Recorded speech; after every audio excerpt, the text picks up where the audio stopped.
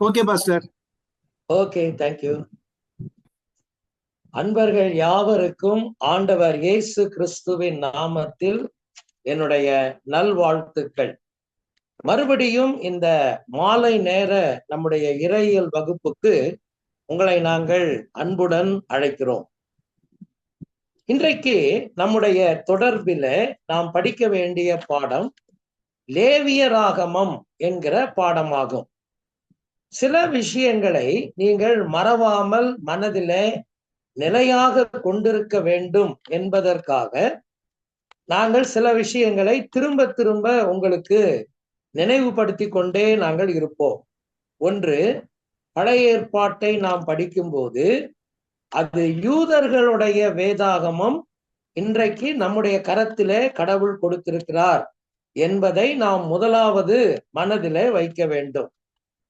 இரண்டாவதாக நாம் அதில் ஏற்கனவே படித்த காரியம், அந்த யூதர்கள் வைத்திருக்கிற பழங்கால இலக்கியத்திற்கும் நாம் இன்றைக்கு கரங்களில் வைத்திருக்கிற கிறிஸ்தவ வேதாகமத்தின் பழைய ஏற்பாட்டிற்கும் ஒரு சிறு அளவிலான ஒரு வித்தியாசங்கள் நாம் புரிதலில் வைத்திருக்க வேண்டியது என்பதையும் நான் உங்களுக்கு ஏற்கனவே சொன்னேன். ஒன்று, அவர்களுடைய வேதாகமம் 3 பிரிவுகளை கொண்டதாக இருக்கும் என்பதை நாம் கவனித்தோம். தோரா, நெபாயிம், கெத்துபீம் என்ற 3 பிரிவுகளை உடையதாக இருக்கும். நாம் அதை 4 பிரிவுகளாக வைத்திருக்கிறோம். ஆகமங்கள், சரித்திரங்கள், கவிதை நூல்கள், தீர்க்க தரிசனங்கள். நாம் அதை சொல்லும் போது பென்டாடியூக் என்று சொல்லுகிறோம், 5 ஸ்க்ரோல்ஸ் என்று சொல்லுவாங்க. அடுத்தபடியா ஹிஸ்டாரிக்கல், பொயட்டிக்கல், ப்ராஃபட்டிக்கல். இதுதான் நாம் வைத்திருக்கிற பிரிவுகள். அடுத்து, இந்த யூத வேதாகமத்துக்கும் நமக்கும் உள்ள தொடர்பிலே அதனுடைய புத்தக ஒழுங்குகள், அந்த புக் ஆர்டர்ஸ் மாறி இருக்கும் என்று நான் சொன்னேன். ஆகமங்கள் மட்டும்தான் யூத வேதாகமத்தை போன்றே நம்முடைய வேதாகமம் கொண்டுள்ளது. மீதி புத்தகங்கள் எல்லாம் இடம் மாறி இருப்பதை, பகுதிகளில் இடம் மாறி இருப்பதை நாம் கவனிக்கலாம். மூன்றாவதாக, அதனுடைய எண்ணிக்கை. யூத வேதாகமத்திலே, எபிரேய இலக்கியத்திலே அது 24ஆகவும் நமக்கு அது 39ஆகவும் உள்ளது. இது எதுவும் சேர்க்கப்படவில்லை, எதுவும் கூட்டப்படவில்லை. ஆனால் அதை நாம் பிரித்து கையாளுகிறோம். இதெல்லாம் நான் உங்களுக்கு ஏற்கனவே முதல் வகுப்பிலே சொன்னேன். திரும்பவும் இதை நான் எப்பொழுதும் உங்களுக்கு ஞாபகப்படுத்த வேண்டியது அவசியம். அடிக்கடி பழைய ஏற்பாட்டிற்கு உங்களுக்கு கொடுக்கப்பட்ட அந்த முதல் நோட்ஸை நீங்க திரும்பி பார்ப்பது நல்லது. இன்றைக்கு அந்த வரிசையில ஆகமங்கள் என்று நாம் அழைக்கிற அந்த பிரிவு, யூதர்கள் டோரா என்று அழைக்கிற அந்த பகுதியினுடைய 3வது புத்தகத்தை நாம் இன்றைக்கு படிக்க போகிறோம். லேவியர் ஆகமம், லெவிட்டிகஸ் என்று ஆங்கிலத்திலே அதை நாம் சொல்லுகிறோம். பலர் நம்முடைய கிறிஸ்தவ உலகத்திலே அவர்கள் எந்த நாட்டை சார்ந்தவராக இருந்தாலும் பொதுவாக நான் கவனித்திருக்கிற ஒரு காரியம் என்னவென்றால், பலர் அதை இந்த புத்தகத்தை விரும்பி அவர்கள் படிப்பதில்லை. ஒன்று. இரண்டாவது, நிறைய பேர் அதை ஒழுங்காக படித்ததில்லை. இதெல்லாம் பலருடைய வாழ்க்கையில தவிர்க்க முடியாத ஒரு நிஜமான காரியம். ஏன் பலர் லேவியராகம புத்தகத்தை படிப்பதில்லை அல்லது படிக்க விரும்புவதில்லை என்று நாம் கேட்போமானால், உண்மையான பதில் என்ன? அது அவர்களுக்கு புரிவதில்லை. நமக்கு இருக்கிற ஒரே பதில் என்னவென்றால், அதில் இருக்கிற எல்லா விஷயங்களையும் நம்மால் கிரகிக்க முடிவதில்லை, அது நமக்கு புரிவதில்லை. எனவே நாம் அதை தவிர்த்து விடுகிறோம். ஆனால் அது தவறானது. ஒருவேளை நமக்கு புரியவில்லை என்பதிலே தவறொன்றும் இல்லை. ஆனால் அதை கற்றுக்கொண்டு புரிந்து கொள்ள நாம் முன்வர வேண்டும். அதற்கான முயற்சிகளில் நாம் ஈடுபட வேண்டும். அதற்காகத்தான் இந்த இறையியல் வகுப்புகள் உங்களுக்கு நடத்தப்படுகிறது. இன்றைக்கு நீங்கள் இந்த புத்தகத்துக்குள்ளே நம்ம உள்ள வருவோம். வழக்கமாக இப்ப நீங்க 2 புக்கு என்னோட கூட நீங்க படிச்சிருக்கிறீங்க. அதனால நம்ம ஒரு புத்தகத்தை படிக்கும்போது என்னென்ன விதங்களில் அந்த புத்தகத்தை பார்ப்போம் என்பது உங்களுக்கு புரிந்திருக்கும். முதலாவது நம்ம பார்க்கிற முதல் காரியம் என்ன? பொதுவான அறிமுகம் என்பதுதான். ஜெனரல் இன்ட்ரோடக்ஷன் என்று அதை நாம் சொல்லுவோம். ஆனா ஒருவேளை உங்க நோட்ஸ்ல தலைப்பு அறிமுகம் என்று இருக்குமானால் அதை நீங்கள் மாற்றிக்கொள்ளுங்கள். அது தலைப்பு அறிமுகம் என்கிற வார்த்தையை பொதுவான அறிமுகம், ஜெனரல் இன்ட்ரோடக்ஷன் என்று நீங்கள் அதை மாற்றிக்கொள்ளுங்கள். ஒரு புத்தகத்தை படிப்பதற்கு முன்பு அதை குறித்த ஒரு பொதுவான கண்ணோட்டம் என்ன என்பது நமக்கு புரிந்திருக்க வேண்டும். அதுல அந்த பொதுவான கண்ணோட்டத்தை நீங்கள் புரிந்து கொண்டால் உள்ளே சென்று வேத பாடங்களை படிப்பதற்கு நமக்கு அது இலகுவாக இருக்கும். இது மனதிலே ஆழமாக நமக்கு பதிவதற்கு உதவி செய்யும். லேவியராகமத்தை பொறுத்தளவுல உங்களுடைய நோட்ஸ் கையில இருக்கும் நான் நம்புறேன். லேவியராகமம் ஆராதனையையும் தேசத்தின் கடவுளுக்கான நடக்கையையும் கண்ணோக்குகிறது. இந்த லேவியராகம புத்தகத்தினுடைய கான்சென்ட்ரேஷன் என்னன்னு கேட்டீங்கன்னா, அவங்களுடைய ஆராதனை, வர்ஷிப், அவங்களுடைய ஆராதனைகள் எப்படி இருக்க வேண்டும் என்பதில அது கவனம் செலுத்துகிறார். இவ்வளவு நாள் இஸ்ரவேலருக்கென்று ஒரு தனிப்பட்ட விதத்துல ஆராதனை முறைமைகளோ ஆராதனை கையேடுகளோ எதுவும் கைடோ அல்லது ஒழுக்க நிலைகளோ அவர்களுக்கு இருக்கவில்லை. உங்களுக்கு ஒரு பொதுவான கண்ணோட்டத்திலே நீங்கள் பார்ப்பீர்களானால் நமக்கு தெரியும், நியாய பிரமாணம் கடவுளால் மோசேக்கு கொடுக்கப்பட்ட பிறகுதான் இந்த ஒழுங்குகள் எல்லாம் இஸ்ரவேல் மக்களுக்கு கற்றுக் கொடுக்கப்பட்டது அவருடைய வார்த்தையின் மூலமாய். இவ்வளவு நாள் பலி செலுத்துவதற்கு ஆசாரியர்கள் என்கிற ஒரு கூட்டம் அல்லது தெரிந்தெடுக்கப்பட்ட மக்கள் இருக்கவில்லை. லேவியர்கள் என்று சொல்லக்கூடிய அதிலே பணி செய்யக்கூடிய மற்ற ஊழியர்கள் இருக்கவில்லை. ஆசரிப்பு கூடாரம் என்கிற ஒன்று இதுவரைக்கும் இருந்ததில்லை.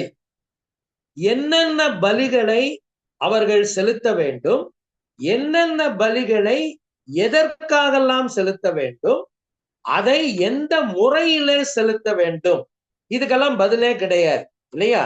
நான் சொல்றதெல்லாம் நீங்க மனசுல பதிய வைத்துக் கொள்ளுங்கள். ஒன்று, அவர்களுக்கு ஆராதனை முறை என்ற ஒன்று கிடையாது.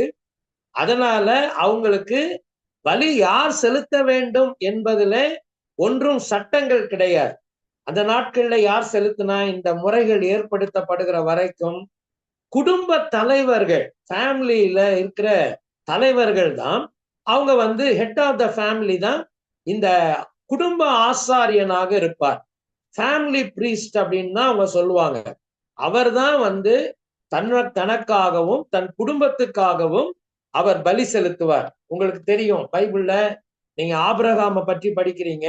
அதுக்கு முன்னாடியே நீங்க நோவாவை பற்றி படிக்கும் போது இதெல்லாம் நீங்க பார்க்கலாம்.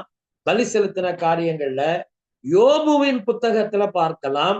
யோபு தனக்காகவும் தன் குடும்பத்துக்காகவும் பலி செலுத்தினார் என்றெல்லாம் நம்ம பார்க்கலாம். ஆனால் இப்பொழுதுதான் ஆராதனையிலே ஒரு ஒழுங்கு வந்திருக்கிறது. ஆசாரியர்கள், லேவியர்கள் அவர்கள்தான் இந்த காரியங்களை செய்ய வேண்டும். இரண்டாவது, இந்த பலிகளை எங்கு செலுத்துவது? இவ்வளவு நாள் அவங்களுக்குன்னு ஒரு இடம் கிடையாது. அவங்க எங்க வாய்ப்பு இருக்கிறதோ அங்கே பலிபீடங்களை கட்டி அவர்கள் கடவுளை தொழுது கொண்டார்கள். ஆனால் இப்பொழுதோ யாத்ராகம புத்தகத்தில் நாம் படித்தோம், கடவுளுடைய கூடாரமாகிய பரிசுத்த கூடாரமாகிய ஆசரிப்பு கூடாரம் நிலைநிறுத்தப்பட்டு விட்டது. எனவே இனி வனாந்திரத்துல அவங்க எங்கெல்லாம் போறாங்களோ அங்கெல்லாம் இந்த கூடாரம் கூடவே போய் அங்கெல்லாம் அது போடப்பட்டு அதில் வைத்துதான் இந்த பலிகள் செலுத்தப்பட வேண்டும். இது இப்ப வந்திருக்கிற ஆராதனையினுடைய இரண்டாவது ஒழுங்கு. கண்ட இடங்களிலெல்லாம் அவர்கள் பலி செலுத்த முடியாது. மூன்றாவது, என்னென்ன பலிகள் செலுத்தப்பட வேண்டும் என்பது வரையறுக்கப்பட்டது. லேவியராகமத்துக்குள்ள நீங்க போய் படிச்சீங்கன்னா நிறைய பலிகளை பற்றி நீங்கள் அங்கே படிக்கலாம். விசேஷமான சில பலிகளை பற்றி மட்டும்தான் நாம பிரதானமான பலிகள் ஒரு 5 பலிகளை பற்றி நீங்கள் லேவியராகமத்துல படிக்கலாம். அத நம்ம இதனுடைய பாடத்தினுடைய இறுதி பகுதியில அதை நான் உங்களுக்கு சொல்றேன். சோ இந்த பலிகளை என்னென்ன பலிகளை என்னென்ன காரணங்களுக்காக அதை செலுத்த வேண்டும், அதற்கும் பதில் அங்கே இருக்கிறது. அதை ஒவ்வொரு பலியையும் ஒரு காரணத்துக்காக செலுத்தும் போது அதை எப்படி செலுத்த வேண்டும், இதுக்கெல்லாம் பதில் இவ்வளவு நாள் கிடையாது. ஆனா இப்பதான் லேவியராகமத்துல இதுக்கெல்லாம் பதில் கிடைச்சிருக்கு. எனவேதான் நான் சொன்னேன், லேவியராகமம் ஆராதனை, கடவுளை ஆராதிப்பது எப்படி. இப்ப நான் சொல்ற இந்த எல்லா விஷயங்களும் அதுக்குள்ள அடங்கி இருக்கும். அடுத்து தேசத்தின் கடவுளுக்கான உண்மையான நடக்கை. ஒரு தேசம் கடவுளை ஆராதிக்கும் போது அந்த ஆராதனைக்கும் அதனுடைய நடத்தைக்கும் அந்த கடவுளோடு உள்ள வாழ்க்கை முறைக்கும் தொடர்பு இருக்க வேண்டும். இன்னைக்கு இது நமக்கு ரொம்ப தெளிவாக பொருந்தும். நம்முடைய ஆராதனைக்கும் நம்முடைய நடைமுறை வாழ்க்கைக்கும் தொடர்புகள் இல்லாமல் போகும்போது அது ஒரு வீணான ஆராதனையாக மாறி போகும். எனவே ஆராதனை, வர்ஷிப் என்கிற வார்த்தை அதிகம் அழுத்தம் பெற்றிருக்கிற நாட்களிலே நாம் வாழ்கிறோம். எங்க பார்த்தாலும் அந்த வார்த்தை தான், எல்லாரும் அந்த வார்த்தையை தான் சொல்லிக்கிட்டே இருக்கிறோம். ஆனால் அது வாழ்க்கையோடு தொடர்பு படுகிறதா, வாழ்க்கைக்கும் அதற்கும் தொடர்பு இருக்கிறதா, இதை நீங்கள் லேவியராகமத்தில அதிகமாக நீங்கள் கவனிக்கலாம். யாத்ராகம புத்தகத்தில இஸ்ரவேல் மக்கள் மீட்கப்பட்டார்கள். அடிமைத்தனத்திலிருந்து மீட்கப்பட்டு ஆசாரிய ராஜ்யமாகவும் பரிசுத்த தேசமாகவும் கடவுள் அவர்களை நிலைநிறுத்தினார். யாத்ராகமத்தின் புத்தகம் 19ஆம் அதிகாரம் 6வது வசனத்தில நீங்கள் அதை பார்க்கலாம். அந்த அந்த பேராகிராஃப்ல நீங்க அந்த வசனத்தை நீங்க குறித்து கொள்ளுங்கள். யாத்ராகமத்தின் புத்தகம் 19ஆம் அதிகாரம் 6வது வசனம். யாத்ராகமத்தில் இஸ்ரவேலர்கள் மீட்கப்பட்டு ஆசாரிய ராஜ்யமாகவும் பரிசுத்த தேசமாகவும் நிலைநிறுத்தப்பட்டார்கள். எதற்காக அவர்கள் மீட்கப்பட்டார்கள்? கடவுளுடைய தேசம், அது கர்த்தருடைய தேசம். இடத்தை பத்தி அங்க சொல்லல. நேஷன் என்ற வார்த்தை மக்களுக்கு தான் பொருந்தும். எனவே இந்த மக்கள் கடவுளுடைய ஆசாரிய ராஜ்யமாகவும் பரிசுத்த ஜனமாகவும் அவர்கள் வாழ்வதற்காக நிலைநிறுத்தப்பட்டார்கள். ஒன்று, அவர்கள் கடவுளோடு பரிசுத்தமான உறவுகளை கொண்டிருக்க வேண்டும். அடுத்தபடியாக நான் கடந்த பாடத்துல சொன்னது போல அவர்கள் ஆசாரிய ராஜ்யமாக மற்ற மக்களை கடவுளிடத்திலே வழி நடத்துவதற்கு, ஜீவனுள்ள யெகோவா தேவனிடத்திலே வழி நடத்துவதற்கு அவர்கள் ஒரு பாலமாக இருக்க வேண்டும். இதுதான் அவங்களுடைய நோக்கம். ஆனால் இப்ப நீங்க லேவியராகமத்துக்கு வருவீர்களானால், லேவியராகமம் என்ன சொல்லுகிறது? எப்படி கடவுளின் மக்கள் தங்கள் அழைப்பை நிறைவேற்றுவது, இந்த மேல பார்த்த விஷயத்த அவங்க எப்படி நிறைவேற்றுறது? பரிசுத்தமான மக்களாக ஆசாரிய ராஜ்யமாக அழைக்கப்பட்டவர்கள் எப்படி அதை நிறைவேற்றுவது என்பதை காட்டுகிறார். இப்ப என்ன பண்ணிருக்கிறாங்க? அவங்க அடிமைத்தனத்தில் இருந்து வெளியேற்றப்பட்டார்கள். இது யாத்ராகமத்துல நடந்தது. ஆனால் இப்பொழுது கடவுளுடைய வாசஸ்தலத்திற்குள் பிரவேசித்திருக்கிறார்கள். பரிசுத்த கூடாரம், ஆசரிப்பு கூடாரத்திற்குள் அவர்கள் வந்திருக்கிறார்கள். இதைத்தான் லேவியராகமம் நமக்கு சொல்லுகிறார்.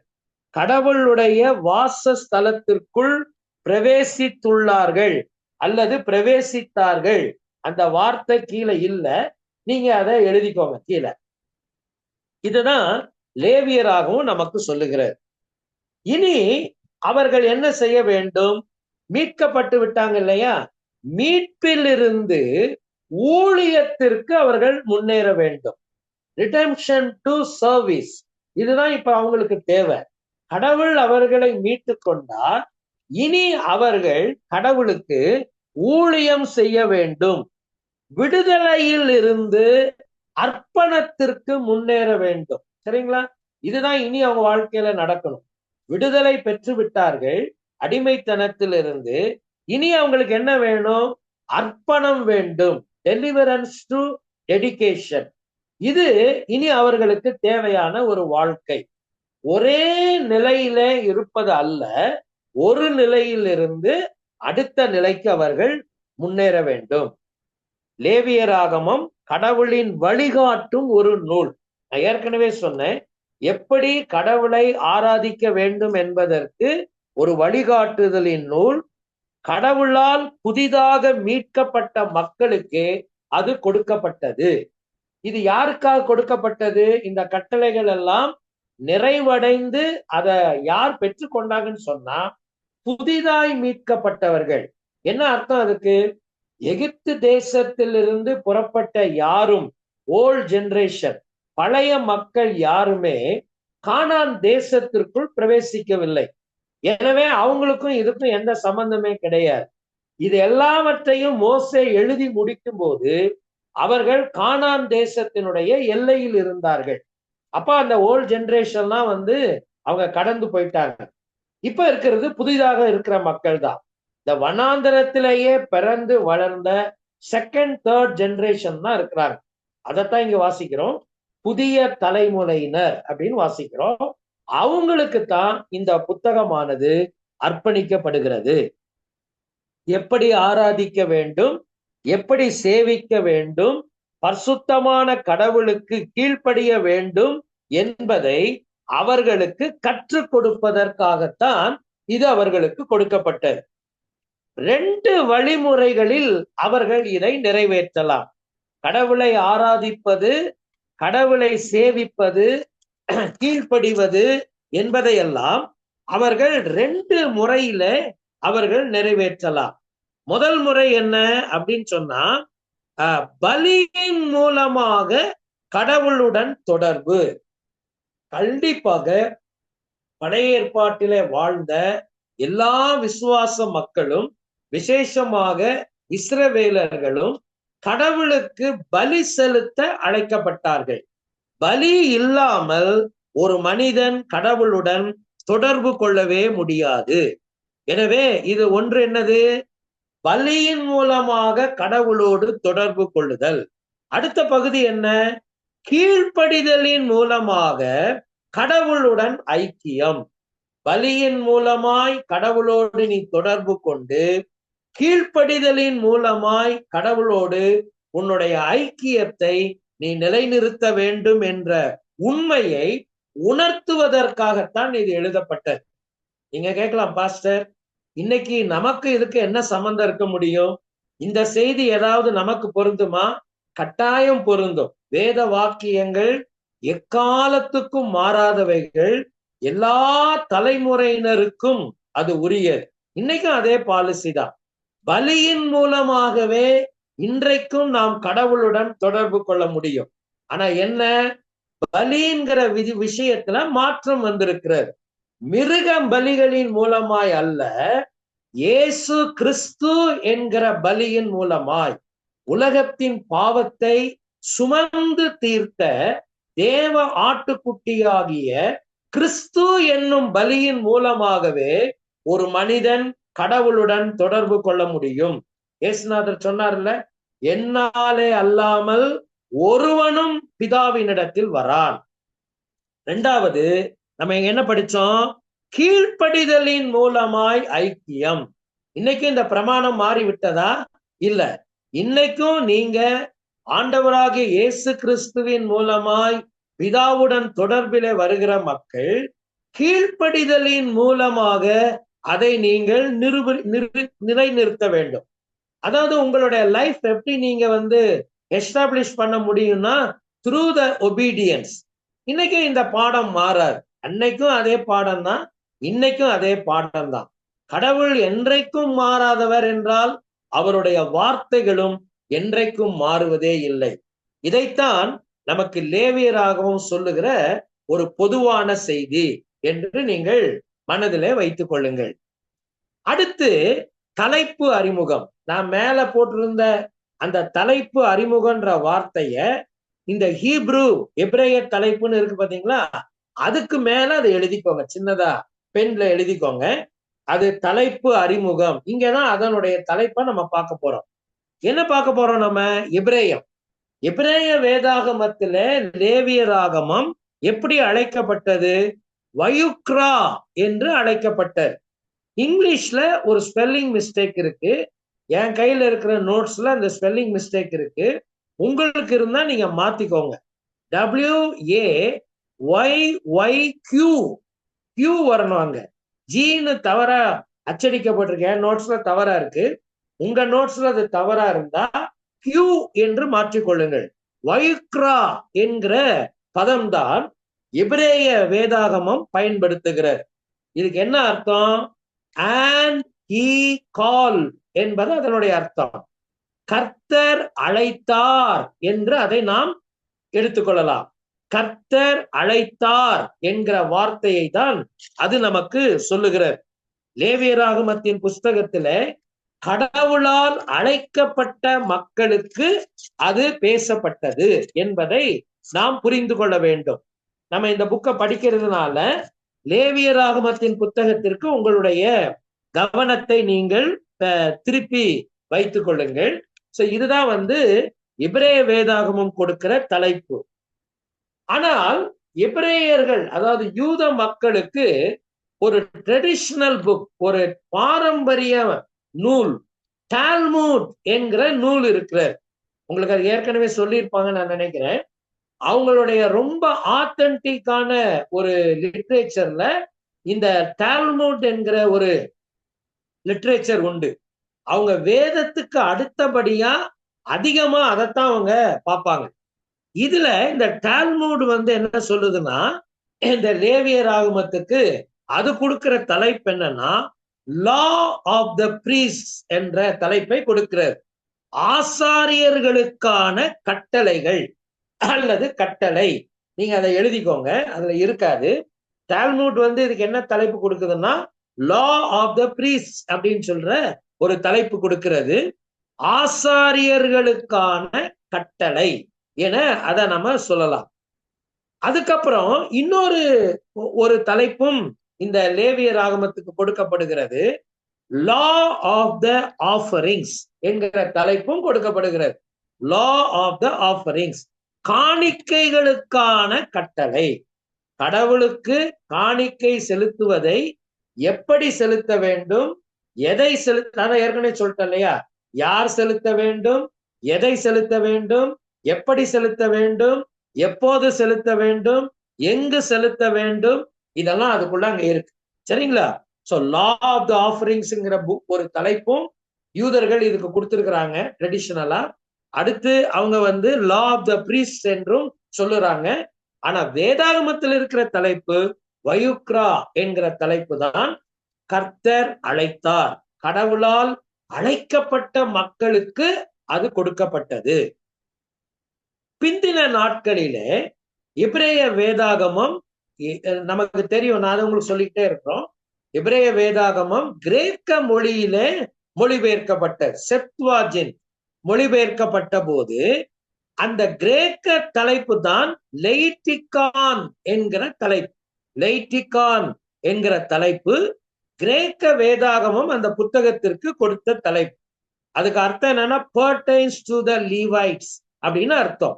லேவியர் சார்ந்தவை என்பது அதனுடைய அர்த்தம். லேவியருக்கு அல்லது லேவியர் சார்ந்தவை என்பது அதனுடைய அர்த்தம். ஆனா அது கொஞ்சம் நம்ம கவனமா புரிஞ்சுக்கணும். இது வெறும் லேவியர்களுக்கு கொடுக்கப்பட்ட விஷயம் அல்ல. கிரேக்க வேதாகமத்தின் தலைப்பு கொஞ்சம் கவனமா புரியணும். அந்த லேவியர் இனத்தில ஆசாரியர்கள் தான் இந்த வேலையெல்லாம் செஞ்சாங்க. லேவியர்கள் அதுல ஒரு சிறு பங்கை எடுத்துக்கொண்டார்கள். எனவே லேவியர்கள் என்பது பார்ட் ஆஃப் தட் டீம். அதுதான் நீங்க புரிஞ்சுக்கணும். சோ கிரேக்க வேதாகமத்தின் தலைப்பு ரொம்ப பொருத்தமானது அல்ல என்பது பலருடைய கருத்து. அதுதான் பின்னால லாட்டின்ல ஒல்கேட் என்கிற வேதாகமம் மொழிபெயர்க்கும் போது அதே அந்த அர்த்தத்தை உடைய லிபர் லெவிட்டிகஸ் என்கிற அந்த தலைப்பை லத்தீன் பதம் கொடுத்தது. அதுல இருந்துதான் நமக்கு ஆங்கில பதம் இன்றைக்கு லெவிட்டிகஸ் என்கிற பதம் ஆங்கில வேதாகமத்துல வந்தது. அதை தான் நம்ம இன்னைக்கு தமிழ்லையும் லேவியர் ஆகமம், லேவியருக்கான ஆகமம் என்று அதை நாம் வைத்திருக்கிறோம். இதுதான் தலைப்பு சார்ந்த ரீதியாக நீங்கள் புரிந்து கொள்ள வேண்டும். அடுத்து நம்ம பார்க்க வேண்டிய தலைப்பு என்னவென்றால், அதனுடைய இந்த புத்தகத்தினுடைய ஆசிரியர். நமக்கு சந்தேகமே கிடையாது, இந்த புத்தகத்தின் ஆசிரியர் மோசேதான். நம்ம இதை ஒவ்வொரு புக்லையும் படிக்கிறோம். But challenges are that. எப்பவுமே இந்த நான் உங்களுக்கு சொல்லியிருக்கேன், போன கிளாஸ்லயே சொன்னேன், கிரிட்டிக்கல்ஸ் அப்படின்ற ஒரு குரூப் இருப்பாங்க எப்பவுமே. அப்புறம் லிபரல் தியாலஜியன்ஸ் அப்படின்னு சொல்லுவாங்க, அதாவது எதிர்நிலை அறிஞர்கள் என்று தமிழ்ல சொல்லுவாங்க. இந்த கிரிட்டிக்கல்ஸ் இந்த விடுதலை இறையியல் அறிஞர்கள் என்றோ அல்லது தாராள கொள்கையினர் என்கிற வார்த்தையோ இந்த லிபரல் தியாலஜியன்ஸுக்கு பைபிள் ஸ்காலர்ஸ் பயன்படுத்துறாங்க. இவங்க எப்பவுமே இதுக்கு எதிர்ப்பு தெரிவிச்சுக்கிட்டே இருப்பாங்க. இது மோசையினால் எழுதப்பட்டது அல்ல அப்படின்றதுக்கு they raise so many reasons out of the Bible. வேதத்துக்கு வெளியில அவங்க நிறைய விஷயத்த சொல்லுவாங்க. பட் நமக்கு அதை பத்தி கவலை இல்லை. பைபிள் நமக்கு என்ன சொல்லுதோ அது நமக்கு தான் உண்மை. ஆதியாகமம் யாத்ராகமம் போலவே மோசே இதை ஆசிரியர் என ஏற்றுக்கொள்ளப்படுகிறார். ஏனெனில் 5 ஆகமங்கள் ஒரே இலக்கிய தொகுப்பாக கருதப்படுகிறது. மேற்கொண்டு இவை இரண்டும் இதை பலமாக அறியப்படுகிறது. அதாவது இந்த 5 புக்குமே ஒரே லிட்ரேச்சர் ஸ்டைல்ல அது ஒரே தொகுப்பாகத்தான் பார்க்கப்படுகிறது. ஸோ இந்த நம்ம எக்ஸ்டர்னல் எவிடன்ஸ், இன்டர்னல் எவிடன்ஸ் அப்படின்னு சொல்லி வெளி ஆதாரம் உள் ஆதாரம் அப்படிங்கிறதெல்லாம் நீங்க போய் பார்த்தீங்கன்னா மோசே தான் இதன் ஆசிரியர் என்பதை புரிந்து கொள்ளலாம். முதல்ல என்னது எக்ஸ்டர்னல் எவிடன்ஸ்ல என்னது? பழங்கால ஒருமித்த சாட்சிகள் மோசேயின் ஆசிரியத்துவத்தை ஏற்றுக்கொள்ளுகிறது. ரொம்ப பழங்காலத்து எல்லா விதமான சாட்சிகளுமே எழுத்துக்களுமே வெளியில இருக்கிறவங்களுமே மோசேயை ஆசிரியர் என மறுக்கவில்லை. எனவே நம்ம காலத்துக்கெல்லாம் ரொம்ப முந்தினவங்க அதை தான் சொல்றாங்க. பழங்கால லேவிய முறைக்கு ஒத்த சாட்சிகள், அதாவது இந்த பழங்காலத்துல இருந்த லேவிய முறை, அந்த நாட்கள்ல ஒருவேளை புறஜாதி மக்கள் கூட அவங்க தெய்வங்களுக்கு அவங்க பலி செலுத்தும் போது அவங்க இந்த மாதிரி பலியெல்லாம் அவங்களும் செலுத்தினாங்க. அதுல குற்ற நிவாரண பலி அப்படிங்கிற அந்த பலியை பற்றி இந்த பழங்கால லேவியர் ஒத்த சாட்சிகளை சொல்லுகிற ராஷ் ஷமரா என்கிற கல்வெட்டு, இது ஒரு கல்வெட்டுல இருந்து ராஷ் ஷமரான்றது ஒரு கல்வெட்டு வடக்கு சீரியாவின் கடற்கரையில அது ஆர்கியாலஜிஸ்டால கண்டுபிடிக்கப்பட்டது. அதுல கூட என்ன சொல்லுதுன்னா லேவியர் ஆகமம் பழங்கால லேவியர் முறைக்கு ஒத்ததாக இருக்கிறது. ஏன்னா இப்ப இவங்க இந்த கிரிட்டிக்கல் ஸ்காலர்ஸோ லிபரல்ஸோ என்ன சொல்றாங்கன்னா அதுக்கப்புறம் ரொம்ப காலத்துக்கு பிறகு அது எழுதப்பட்டது அப்படின்னு சொல்லிட்டு இருப்பாங்க. அதுக்கு இது ஒரு ஆதாரம். அடுத்து ஆண்டவராகிய இயேசு கிறிஸ்து, அவர்தான் நமக்கு பலமான ஆதாரம் இல்லையா? ஆண்டவர் எப்பவுமே இந்த விஷயங்களை எல்லாத்தையுமே அவர் பேசும்போது அதை மோசேயுடனே தொடர்பு படுத்தினார். இந்த லாஸ பத்தி ஆண்டவர் புதிய ஏற்பாட்டுல பேசின இடங்கள் எல்லாம் பாத்தீங்கன்னா அத மோசேயுடனே தான் அவர் தொடர்பு படுத்துறார், வேற ஒருத்தரோட அவர் தொடர்பு படுத்தல. உதாரணத்துக்கு நான் இங்க உங்களுக்கு கொடுத்திருக்கிறேன். மத்தேயு 8ஆம் அதிகாரம் 2-4, மத்தேயு 12ஆம் அதிகாரம் 4வது வசனம், லூக்கா 2ஆம் அதிகாரம் 22வது வசனம். இது எல்லாமே பாத்தீங்கன்னா இதுல முதல் 2 விஷயங்களுமே லேவியர் ஆகமத்திலிருந்து தான் ஆண்டவர் பேசுறார். லேவியர் ஆகமம் 14ஆம் அதிகாரம் முதல் 14 வசனம். இங்க நம்ம என்ன படிக்கிறோம்னு சொன்னா, இந்த குஷ்டரோகிய ஆண்டவர் சுகமாக்குறாரு 8வது அதிகாரத்துல மத்தேயுல. ஆனா அதை பத்தி ஆண்டவர் பேசும்போது அதை எங்கிருந்து அவனுக்கு அந்த புத்திமதி சொல்றாருன்னா, ஆசாரியனுக்கு போய் நீ செலுத்த வேண்டிய காணிக்கையை செலுத்துன்னு சொல்லி லேவியராகமம் 14ஆம் அதிகாரம் முதல் 14 வசனத்தை தான் ரெஃபர் பண்றார். அதே மாதிரி 12ஆம் அதிகாரம் 4வது வசனத்துல வருகிற விஷயத்த கூட நீங்க லேவியராகமம் 24:8-9 ஆண்டவர் கையாளுவதை நீங்கள் பார்க்கலாம். எனவே இயேசு கிறிஸ்துவே மோசே தான் இதன் ஆசிரியர் என்பதற்கு பலமான சாட்சி. சரி, இன்டர்னல் எவிடன்ஸ் என்ன? இந்த புக்குக்குள்ளேயே நீங்க உள்ள போனீங்கன்னா என்ன பார்க்கலாம்? லேவியராகமத்துல 27 அதிகாரம் இருக்கு.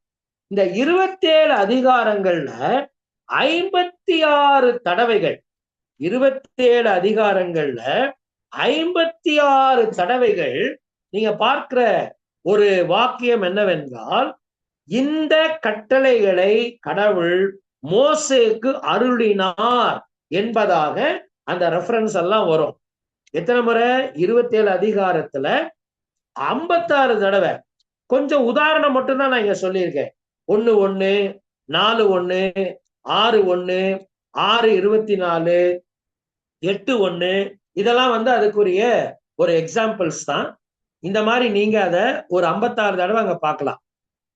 லேவியராகமத்தின் சட்டங்கள், அதுல வருகிற அந்த விடுமுறைகள், இந்த விடுமுறைனா ஓய்வு நாட்கள், ஒழுங்குகள், அப்புறம் மோசேயின் காலங்களுக்கு பொருந்துகிற ஒரு புக்கை நீங்க படிக்கும் போதே அல்லது ஒரு விஷயத்த ஒரு காட்சிய நீங்க பார்க்கும் போதே அதுல இருக்கிற விஷயம் எந்த காலத்துக்கு பொருந்தும் அப்படின்றத நீங்க தாராளமா கண்டுபிடிச்சிடலாம்.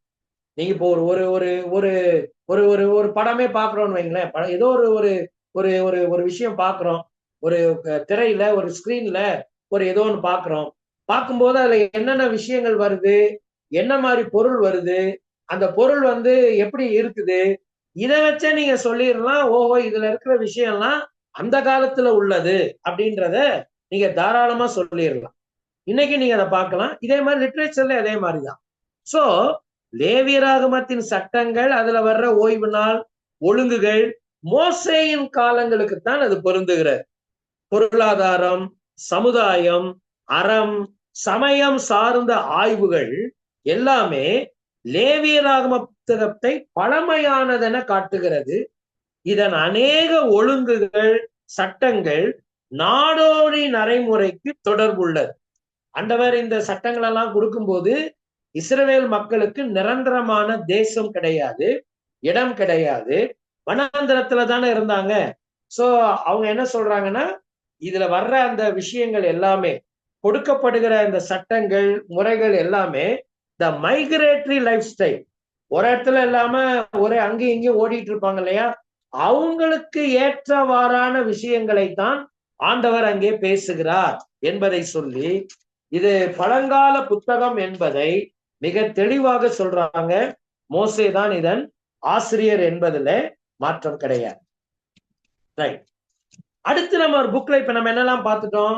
பொதுவான அறிமுகம் பார்த்துட்டோம், புத்தக தலைப்பு பார்த்துட்டோம், ஆசிரியர் பார்த்துட்டோம். 4வது என்னது? காலமும் அமைப்பும், டேட் அண்ட் செட்டிங்ஸ். இப்ப இந்த புக்கினுடைய காலம் என்ன, எழுதப்பட்ட காலம் என்ன என்பதை நீங்கள் கவனிக்கலாம். அதோடு கூட அதனுடைய அமைப்பு என்ன? லேவியராகமத்தில் எந்த பிரயாண சம்பவங்களும் நடைபெறவில்லை. இப்ப லேவியராகமம் எழுதப்பட்ட போது இஸ்ரவேல் தேவர் நாட் இன் மூவ், அவங்க எங்கேயும் நகரவே இல்லை. அவங்க ஒரே இடத்துலதான் உட்கார்ந்து இருந்தாங்க. எங்க? சீனாய் மலையின் அடிவாரத்தில் அவர்கள் கூடாரமிட்டு தங்கி இருந்தாங்க. இவங்க இங்க தங்கி இருக்கிற நேரத்துலதான் ஆண்டவர் மலையின் மேல இந்த கட்டளைகள் எல்லாம் அவங்களுக்கு கொடுத்துட்டு இருந்தார்.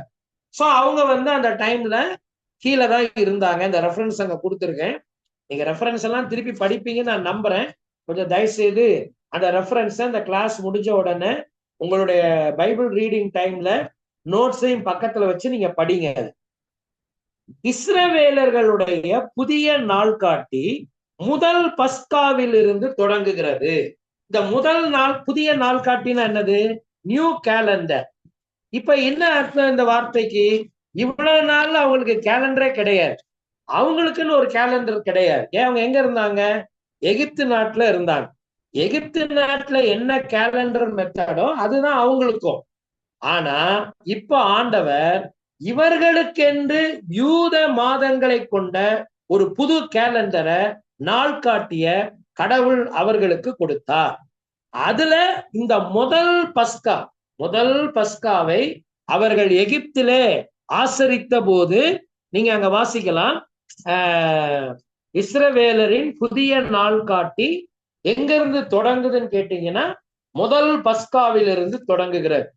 ஒவ்வொரு கேலண்டருக்கும் இன்னைக்கும் நீங்க பாத்தீங்கன்னா தமிழ்நாட்டுல தமிழ் புத்தாண்டுன்னு ஒண்ணு இருக்கும், தெலுங்கு புத்தாண்டுன்னு ஒண்ணு இருக்கும், ஒன்னொன்னுக்கும் ஒன்னொன்னு இருக்கும். பட் நம்ம எல்லாரும் காமனா ஆங்கில ஆண்டை நம்ம வந்து ஃபாலோ பண்றோம்.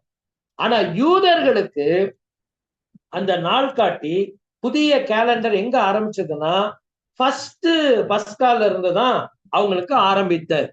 இத வந்து நீங்க வந்து பைபிள்ல நீங்க வாசிக்கலாம். யாத்ராகமத்தின் புத்தகம் 12ஆம் அதிகாரம் 2வது வசனத்துல நீங்க வாசிக்கலாம். அது என்னது? இந்த முதல் மாசம் நிசான் என்கிற மாதம். யூத மாதங்கள் என்னென்னன்றது நீங்க தெரிஞ்சு வச்சுக்கணும்.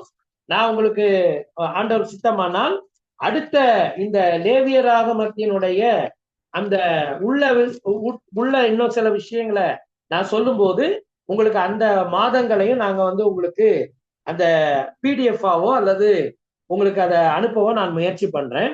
ஸோ ஃபர்ஸ்ட் மாசம்ன்றது நிசான் என்கிற மாதம். இதை நீங்க யாத்ராகமம் 12:2 பார்க்கலாம். 40:17 படி நீங்க யாத்ராகமம் 40:17 வந்தீங்கன்னா ஆசரிப்பு கூடாரம் சரியா ஒரு வருஷத்துக்கு பின்னால அது முடிக்கப்பட்டது. முதல் வருஷத்துல தொடங்கும் போது முதல் மாதத்துல இந்த நிசான் மாதத்துல அது தொடங்குது, பஸ்கால தொடங்குனது. அடுத்து நீங்க ஆசரிப்பு கூடாரத்தை முடிக்கும் போது பாத்தீங்கன்னா அந்த 1 இயர் அப்படின்றது அங்க முடிஞ்சிருக்கும். அப்படின்னா பஸ்கா முடிஞ்ச உடனே அன்னைக்கு ராத்திரியே இஸ்ரவேலர்கள் எல்லாரும் எகிப்தில இருந்து வெளியே வந்துட்டாங்க. அப்ப யாத்ராகமத்தின் கணக்கை நீங்க பார்க்கும்போது அது வந்து அந்த ஃபர்ஸ்ட் இயர் முடியுது. அப்போ லேவியராகமம் எங்கிருந்து ஆரம்பிக்குதுன்னா அந்த முதல் வருஷம் முடிஞ்சதுல இருந்து அடுத்து லேவியராகமம் ஆரம்பிக்கிறது. இப்ப அதை தான் நான் கீழே சொல்லியிருக்கேன். லேவியராகமம் இங்கிருந்து துவங்குகிறது. முதல் மாதம் 2வது வருஷத்தில், முதல் மாதம் 2வது வருஷத்தில் அப்படின்றத நீங்க பார்க்கலாம். சோ அங்க இருந்துதான் அது வந்து இது தொடங்குறத நீங்க கவனிக்கலாம். 2ஆம் மாதத்திலிருந்து தொடங்குறது. மோசே லேவியராகமத்தின் பெரும் பகுதிகளை இந்த முதல் மாதத்தில் எழுதி தன்னுடைய மரணத்திற்கு முன் அவைகளை நிறைவுபடுத்தி இருக்க வேண்டும். அதாவது அவர் அந்த முதல் மாசத்துல இருந்து எழுத ஆரம்பிச்சு கடவுளுடைய வார்த்தைகளை பெற்றுக்கொண்டு கீழே வந்து எழுத ஆரம்பிச்சு அவருடைய மரணம் அந்த நெருங்கின நேரத்துல மோசே எங்க மரணம் அடைந்தார்னா மோவாப் என்கிற சமவெளியில ஒரு 40 ஆண்டுகள் இஸ்ரவேலருடைய பிரயாணத்துக்கு பிறகு அவர் மரணம் அடைந்தார். சோ அங்கதான் வந்து அவர் அதை வந்து முடிச்சிருக்கணும். மோவாப் சமவெளியில் அது முடிக்கப்பட்டிருக்கணும். ஏறத்தாழ அந்த டைம் என்ன சொல்றாங்கன்னா அந்த புக்குக்கு கிமு 1405 அதான் அதனுடைய சரியான காரியம். இப்ப நம்ம வந்து பைபிளை நம்புறவங்க இதை இப்படித்தான் நம்ம ஏற்றுக்கொள்றோம். லேவியராகமம் முடிக்கப்பட்ட வருஷம் என்பது கிமு 1405. அது எப்பன்னா மோசேயினுடைய டெத், அவருடைய மரணம் வந்த நேரத்துலதான் இந்த கட்டளைகள் எல்லாத்தையும் ஒரு தொகுத்து எழுதி முடிச்சார். அடுத்து தீம் அண்ட் பர்பஸ், கருப்பொருளும் நோக்கமும். இதுக்கு என்ன கருப்பொருள் இருக்கிறது? லேவியராகமத்தின் தெளிவான கருப்பொருள் ஒன்று பரிசுத்தம். லேவியராகம புத்தகத்துக்கு ஒரு தெளிவான ஒரு தீம் என்னன்னா ஹோலினஸ் என்பதாகும். 11ஆம் அதிகாரம் 45வது வசனத்திலையும் 19ஆம் அதிகாரம் 2வது வசனத்திலையும் நீங்க அதை பார்க்கலாம். நான் பரிசுத்தர் ஆகையால் நீங்களும் பரிசுத்தராய் இருப்பீர்களாக என்கிற அந்த வார்த்தை நீங்கள் அங்கே கவனிக்கலாம். நான் பரிசுத்தர், ஆகையால் நீங்களும் பரிசுத்தராய் இருப்பீர்களாக என்கிற வார்த்தை கவனிக்கலாம். 19:2 பாருங்க, உங்கள் தேவனும் கர்த்தருமாகிய நான் பரிசுத்தர், ஆகையால் நீங்களும் பரிசுத்தராய் இருப்பீர்களாக. இத மறுபடியும் ஆண்டவர் ரிப்பீட் பண்றார். சோ ஹோலினஸ் என்பதுதான் அதனுடைய கருப்பொருள். இது ஒரு மனிதன் பரிசுத்தமுள்ள ஒரு கடவுளை பலியின் அடிப்படையிலும் ஆசாரிய மத்தியஸ்தத்தின் அடிப்படையிலுமே அணுக வேண்டும் என போதிக்கிறார். பரிசுத்தத்தை எப்படி அவன் வாழ்க்கைக்கு சொந்தமாக்கி கொள்ள முடியும்னா, ஒன்று பலியின் மூலமா. பலியின் மூலமான்றது ஏற்கனவே நான் சொல்லிட்டேன். அதை யார் மூலமா செலுத்த முடியும்? Through the mediator. அதுக்கு கண்டிப்பா ஒரு மத்தியஸ்தர் வேணும். ஏன்னா அந்த மத்தியஸ்தரை தான் இப்ப ஆண்டவர் ஆசாரியர்களை ஏற்படுத்தி இருக்கிறார். அந்த ஆசாரிய மத்தியஸ்தத்தின் அடிப்படையிலுமே கடவுளை அணுக வேண்டும் என போதிக்கிறது. மேலும் ஒரு மனிதன் பரிசுத்தம், கீழ்ப்படிதல் இவைகளின் அடிப்படையிலேயே பரிசுத்த கடவுளோடு நடக்க இயலும் என்பதையும் போதிக்கிறது. இதை நான் உங்களுக்கு ஏற்கனவே சொல்லிட்டேன். அப்படின்னா ஒரு மனிதன் பலியின் மூலமாகவே பரிசுத்தத்தை பெற முடியும். அந்த பலியை யார் செலுத்த முடியும்? ஆசாரியன் என்கிற ஒரு மீடியேட்டர் தான் அதை செலுத்த முடியும். அதற்கு பிறகு இவன் கடவுளுடைய வார்த்தைக்கு கீழ்ப்படிந்து நடக்க வேண்டும். எப்படி இஸ்ரவேல் ஆசாரிய ராஜ்யமாகவும் பரிசுத்த தேசமாகவும் கடவுளின் ஐக்கியத்தில் தரித்திருந்து வாழ முடியும் என்பதை லேவியராகமம் போதிக்கிறது. கடவுளின் பரிசுத்தமான முறையில் அணுக வேண்டும் என்பதை அது போதிக்கிறது. கடவுளின் பரிசுத்தமான முறையில், அங்க ஒரு வார்த்தை விடுபட்டிருக்குது, கடவுளை அணுக வேண்டும். நீங்க கர்த்தரை எப்படி அணுகணும்னா பரிசுத்தமான முறையில தான் கர்த்தரை நீங்க அணுக வேண்டும் என்பதை முக்கியப்படுத்துகிறார். இது ஆராதனைக்கான வழிகாட்டுதலையும் நீங்க நல்லா கவனிங்க. வழிகாட்டுதல் என்கிற அந்த வார்த்தை தப்பா இருக்கு, மாத்திக்கோங்க. விதிமுறைகளையும் போதிக்கிறது. கைட்லைன்ஸ் அது கொடுக்குது. அதுக்கப்புறம் அதுக்குரிய விதிமுறைகள் என்னென்ன செய்யணும்ன்றத சொல்லுகிறது அல்லாமல் பரிசுத்தத்திற்கான ஆசாரியரின் கையேடாக விளங்குகிறது. இதையெல்லாம் இந்த ஊழியத்தை செய்ய போகிற ஆசாரியர்கள் எப்படி பரிசுத்தமாய் இருக்கணும்ன்றதையும் இது சொல்லுது. ஏன்னா ஒண்ணு நீங்க புரிஞ்சுக்கணும், இதுல வெறும் பலி செலுத்திட்டா போதும், இதுல சொல்லப்பட்டிருக்கிற விஷயத்தெல்லாம் கரெக்டா கை கொண்டுட்டா எதை எப்படி செய்யணும்னு செஞ்சுட்டா போதும், எல்லாம் சரியாயிரும் நினைக்க கூடாது. அது செயல்பாட்டிலையும் இருக்கணும், வாழ்க்கையிலையும் இருக்கணும். உள்ளான வாழ்க்கையில் இல்லாத ஒன்றை வெளியிலே சடங்குகள் மூலமாய் மாத்திரம் நீ நிறைவேற்றி விட முடியாது என்பதை லேவியராகமம் தெளிவாக சொல்லுகிறார். சடங்கு தான் முடிச்சுட்டேன்ல, அப்புறம் நான் எப்படி இருந்தா உங்களுக்கு என்ன? இன்னைக்கும் புறஜாதிகளினுடைய மத நம்பிக்கைகள் அப்படித்தான். அவங்களுக்கு they have to fulfill their rituals and ceremonial things. அவ்வளவுதான் அவங்களுக்கு. அதுக்கப்புறம் வாழ்க்கை எப்படி இருந்தா என்ன, அதை பத்தி அவங்க கவலைப்படவே மாட்டாங்க. ஆனா நம்ம அப்படி கிடையாது. நம்ம என்ன செய்யறோமோ அதான் வாழ்க்கை.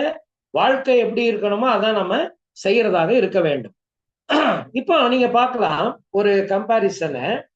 ஆதியாகமத்தில் மனிதன் அழிந்து போனான். நமக்கு தெரியும், பாவத்தினாலே அவன் அழிந்து போனான். அதாவது 6ஆம் அதிகாரத்துல ஆதியாகமத்துல ஒரு பெரிய அழிவு மனுக்குலத்திற்கு வந்தது. இஸ்ரவேல் பிறந்த யாரு?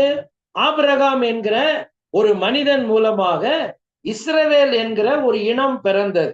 ஆதியாகமம் 12ஆம் அதிகாரத்துல நீங்க பார்க்கலாம். யாத்திராகமத்துல என்ன நடக்குது? இந்த ஆபிரகாம் மூலமாக பிறந்த மக்கள் இனமாகிய இஸ்ரவேலர்கள் ஒரு காலகட்டத்துல எகிப்துக்கு போய் அங்கே அடிமைகளாக வாழ்ந்து மீட்கப்பட்டு விடுதலை அடைந்ததை யாத்திராகமம் சொல்லுகிறது. இப்போ லேவியராக என்ன சொல்லுதுன்னா, மக்கள் சுத்திகரிக்கப்பட்டு இஸ்ரவேலர் கடவுளின் பணிக்கு அர்ப்பணிக்கப்படுவதை நாம கவனிக்கிறோம். இப்ப இங்க என்னாச்சு?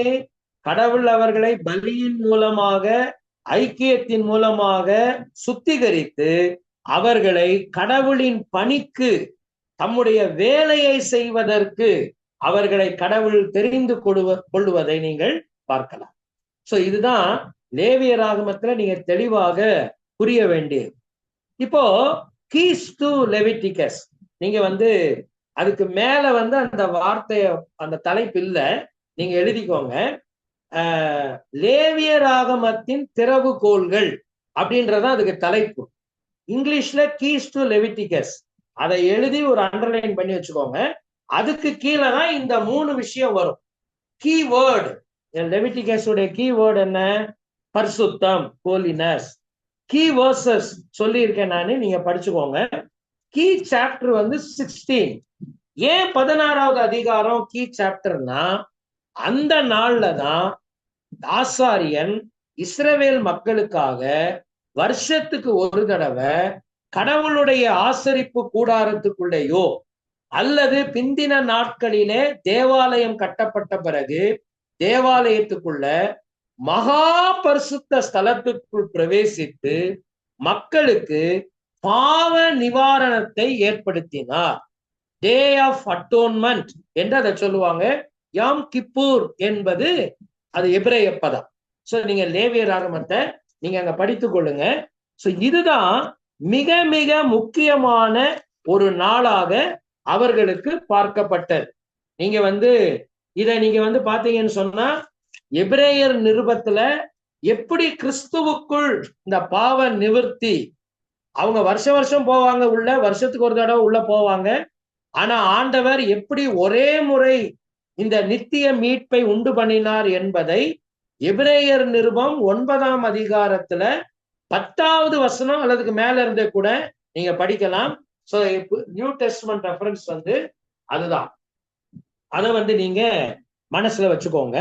சோ நீங்க இங்க பார்க்க வேண்டிய விஷயம் என்னன்னு கேட்டீங்கன்னா, அந்த 16வது அதிகாரம் பாவ நிவாரண நாள் எப்படி ஆசரிக்கப்பட வேண்டும், வருஷத்துக்கு ஒரு முறை ஆசாரியன் எப்படி ஆசரிப்பு கூடாரத்துக்குள்ள போய் பாவ நிவர்த்தியை ஏற்படுத்த வேண்டும்.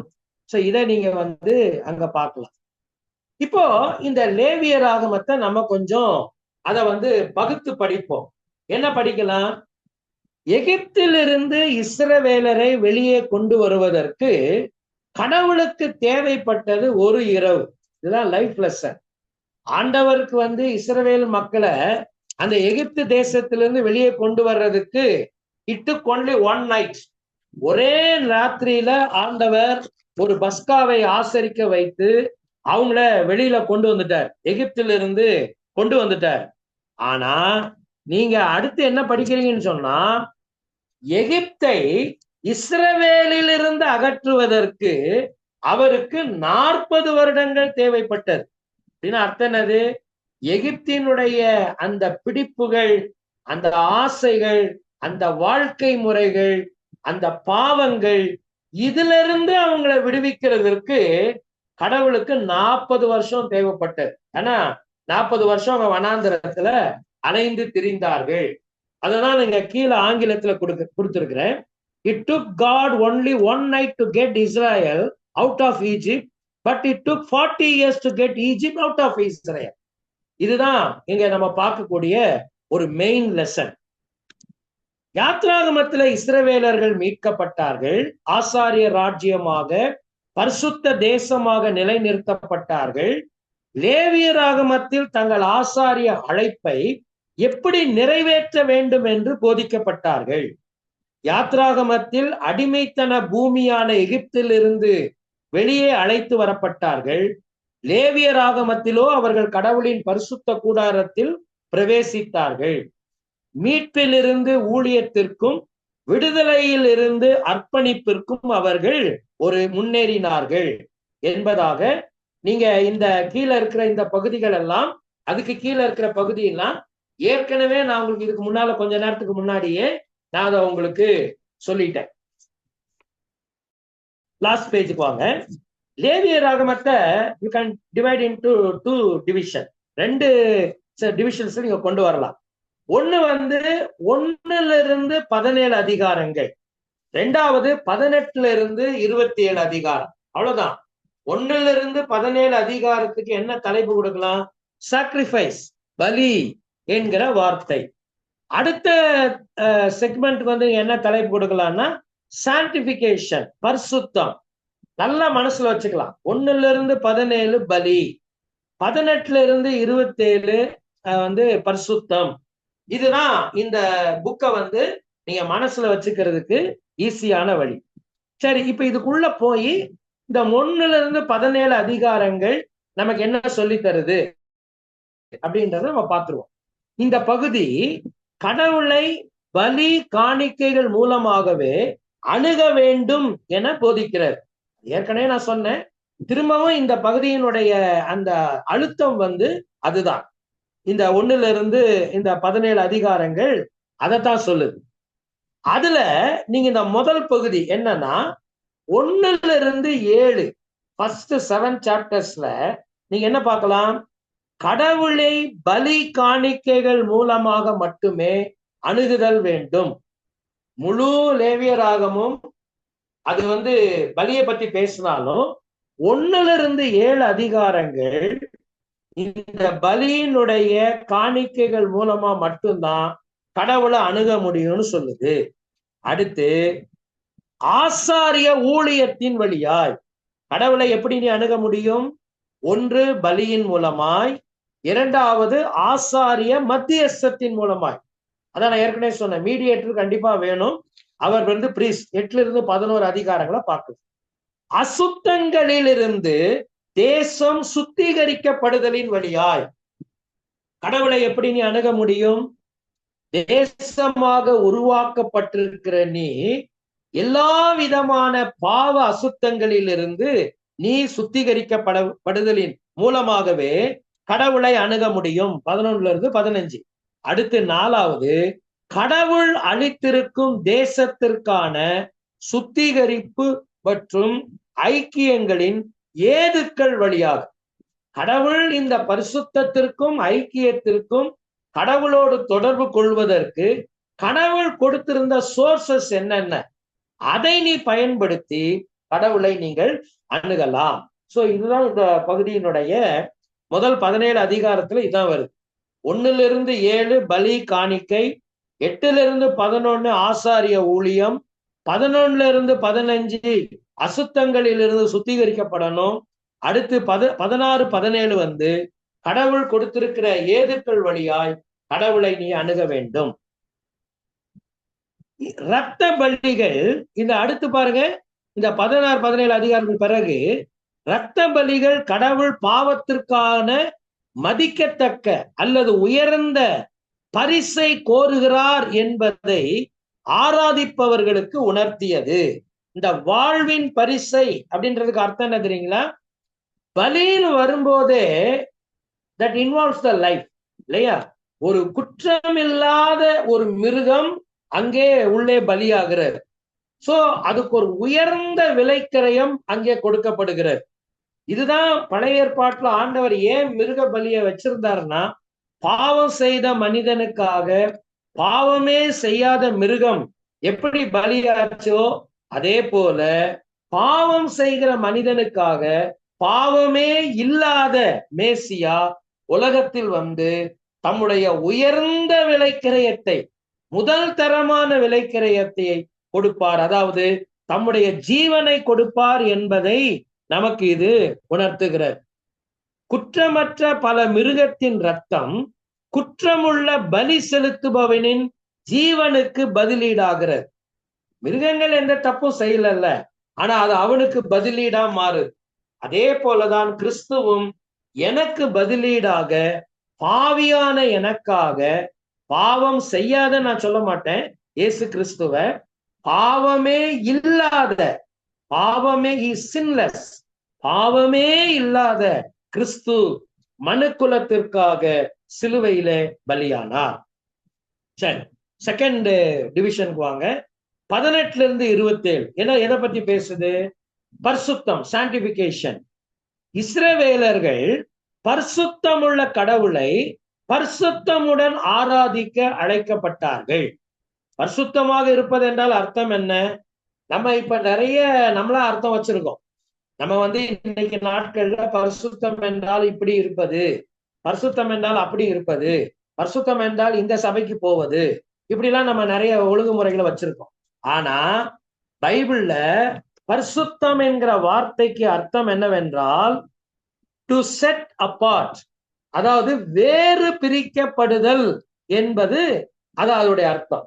பரிசுத்தம் ஹோலினஸ் என்கிற எபிரேய பதத்தினுடைய அடிப்படை அர்த்தமே என்னவென்றால் செட் அபார்ட், வேறு பிரிக்கப்படுதல் அப்படின்னா அர்த்தம் என்னது? அல்லது செப்பரேட்டட், மற்ற எல்லா இனங்களிலிருந்தும் கடவுளுக்காக இஸ்ரவேலர்களை கடவுள் வேறு பிரித்தார்.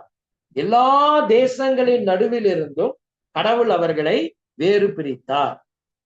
லேவியராகமத்தில் பரிசுத்தம் என்பதற்கான அந்த சிந்தனை, அந்த தாட் நீங்க பாத்தீங்கன்னா 87 முறை அந்த இடத்துல அதை நீங்க இந்த பரிசுத்தம் என்கிற அந்த விஷயத்தை சொல்லக்கூடிய ஒரு சிந்தனை, ஒரு தாட் வந்து 87 முறை அது வந்து இடம் பெறுகிறதை நீங்கள் கவனிக்கலாம். சில நேரங்கள்ல அந்த பரிசுத்தம் அப்படின்றது செர்மானியல் ஹோலினஸ் இல்லையா, ரிச்சுவல் ரெக்யர்மெண்ட்ஸ், அதன் மூலமாக இந்த பரிசுத்த வாழ்க்கை அந்த இடத்துல எதிர்பார்க்கப்படுகிறது. என்னென்ன சடங்குகளை எல்லாம் நிறைவேற்றினால் அவர்கள் பரிசுத்தமாக இருக்க வேண்டும் அப்படின் போது சில நேரங்கள்ல it involves the ceremonial holiness. மற்ற நேரங்களில் கற்பு சார்ந்த பரிசுத்தம் அப்படின்னா moral holiness, purity of life, இதுதான் அங்க அதிகமான அழுத்தம். எல்லா நேரத்திலையும் நான் ஏற்கனவே சொன்னேன், சடங்கை மட்டும் செஞ்சுட்டு அமைதியா இருக்க முடியாது. பியூரிட்டி ஆஃப் லைஃப் வந்து ரொம்ப முக்கியமான இந்த பரிசுத்தம் இஸ்ரவேலரின் வாழ்க்கைக்கு சொந்தமாக வேண்டும். இந்த பரிசுத்தத்தை பத்தி பேசும்போது இந்த 18 இருந்து நீங்க வந்து 27 அதிகாரங்களை நீங்க பாத்தீங்கன்னா இதையும் வந்து நீங்க ஒரு 4 விஷயத்த பாத்துக்கலாம். முதல் விஷயம் என்ன? இஸ்ரவேலரின் வாழ்வுக்கு சொந்தமாக வேண்டும். 18 இருந்து 20 அதிகாரங்கள், இது ஃபர்ஸ்ட். இரண்டாவது, இந்த பரிசுத்தம் ஆசாரிய ஊழியத்திற்கு சொந்தமாக வேண்டும். 21, 22 அதிகாரங்கள். சோ ஆசாரியர்கள் பரிசுத்தம் இல்லாமல் ஊழியம் செய்தால் கடவுளால் அவர்கள் கொல்லப்படுவார்கள். மூணாவது, அவர்களின் ஆராதனைக்கு 23, 24 அதிகாரங்கள்ல நீங்க பார்க்கலாம் எப்படி பரிசுத்தம் ஆராதனைக்கு தேவைப்பட்டது. கடைசியாக அவர்களுடைய கானானிய வாழ்வுக்கு, அவங்க போய் சேர போற தேசம் கானான், அது பயங்கரமான பாவ மக்கள், பாவ பழக்கங்கள் நிறைந்த ஒரு தேசம். அந்த தேசத்துக்குள்ள போனாலும் அவங்க நடுவுல வாழும்போது இவர்கள் எப்படி பரிசுத்தமாக வாழ வேண்டும் என்பதை இந்த அதிகாரங்கள் நமக்கு சொல்லும். சரிங்களா? சோ 1-17, 18-27, ஒன்னு வந்து சாக்ரிஃபைஸ், இன்னொன்னு வந்து சான்டிபிகேஷன், பலி, பரிசுத்தம். இந்த ரெண்டையுமே நம்ம வந்து எப்படி படிக்கலாம் அப்படின்றத இந்த நோட்ஸ்ல வந்து நான் உங்களுக்கு கொடுத்துருக்கோம். அடுத்து இதை வந்து நான் உங்களுக்கு வந்து பிடிஎஃப் ஃபார்மேட்டா பாஸ்டரையா உங்களுக்கு அனுப்பிடுவாங்க, அதை நீங்களே படிச்சுக்கோங்க. ஸோ இதுக்குள்ள வந்து ஒரு இன்சைட்ஸ், லேவியராகமம் லெவிட்டிகஸ் புக்ல இருக்கிற கொஞ்சம் இன்சைட்ஸை வந்து நாங்க வந்து ஒரு பிடிஎஃப் ஃபார்மேட்ல இங்க உள்ள ஸ்டூடெண்ட்ஸ்க்கு நாங்க கொடுக்குறோம். ஸோ அதை அவங்க வந்து உங்களுக்கு கொடுக்கும்போது அதை நீங்களே வாங்கி அதை படிச்சுக்கோங்க. அதுல ஏதாவது உங்களுக்கு சந்தேகம் இருந்தா கேளுங்க. அதுலதான் இந்த பலிகளை பத்திலாம் நான் எக்ஸ்பிளைன் பண்ணியிருக்கேன். எத்தனை விதமான பலி, அந்த பலியினுடைய சிக்னிபிகன்ஸ் என்ன, புதிய ஏற்பாட்டுல அது கிறிஸ்துவுக்குள்ள இந்த பலிகள் எல்லாம் எப்படி நிறைவேறுது. ஒரு காரியத்தை சொல்லி நான் முடிக்கிறேன். பழைய ஏற்பாட்டில் செலுத்தப்பட்ட எந்த பலிகள் ஆனாலும் அதனுடைய சிக்னிபிகன்ஸ் என்ன யாருன்னா கிரைஸ்ட் தான். என்ன பலியானாலும் சரி, அது என்ன எப்படி செலுத்தப்பட்டாலும் சரி, அதன் யாரை சுட்டி காட்டியது என்றால் அது கிறிஸ்துவை சுட்டி காட்டியது. ஏன் நம்ம இன்னைக்கு பலி செலுத்தலைன்னா அந்த எல்லா பலிகளையும் கிறிஸ்துவே தான் பலியானதின் மூலமாக அதை எல்லாம் நிறைவு செய்து அதற்கு ஒரு முடிவு உண்டாக்கி விட்டார். எனவே பலிகள் எல்லாம் கிறிஸ்துவை சுட்டி காட்டி நிற்கிறது. ஸோ அந்த அந்த வந்து ஒரு அட்டவணை சார்ட் வந்து உங்களுக்கு அவங்க பிடிஎஃப் ஃபார்மேட்ல நாங்க போடும்போது உங்களுக்கு நாங்க அனுப்பி வைப்பாங்க. அதை நீங்க பாருங்க. அதுல ஏதாவது சந்தேகம் இருந்தால் நீங்க கேளுங்க, இல்லைன்னா அதை அப்படியே வச்சு நீங்க ஃபாலோ பண்ணுங்க. கர்த்தர் உங்களை ஆசீர்வதிப்பார். ஆமென்.